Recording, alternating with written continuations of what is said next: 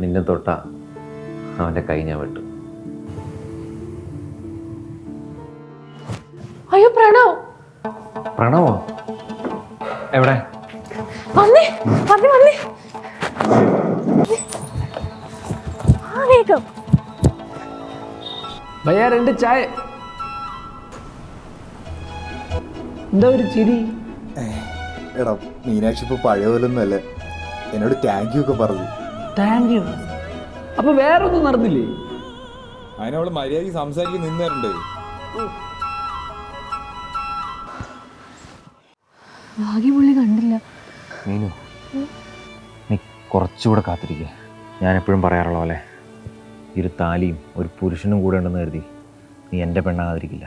ഞാൻ ആഗ്രഹിച്ച, അല്ല നമ്മൾ ആഗ്രഹിച്ചൊരു ജീവിതം, അതിലേക്ക് എത്താനുള്ള സമയം, അത് മാത്രമേ ഞങ്ങളോട് ചോദിക്കുന്നുള്ളൂ. വിഷ്ണു, നീ എത്ര സമയം വേണേലും എടുത്തോ. പക്ഷെ നീ ഒരു കാര്യം മനസ്സിലാക്കണം.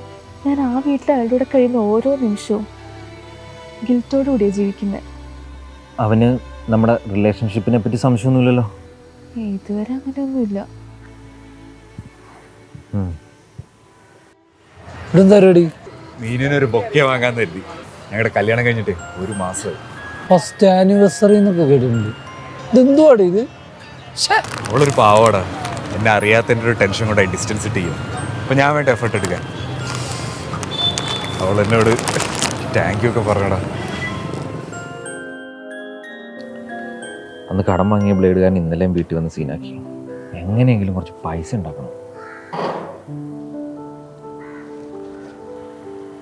ഏയ്, എന്താ ഇത്?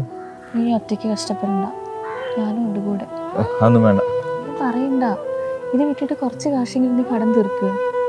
ബാക്കി ഞാൻ എൻ്റെ ഫ്രണ്ട്സിനോട് ചോദിച്ചു നോക്കട്ടെ. എന്നാ പോട്ടെ.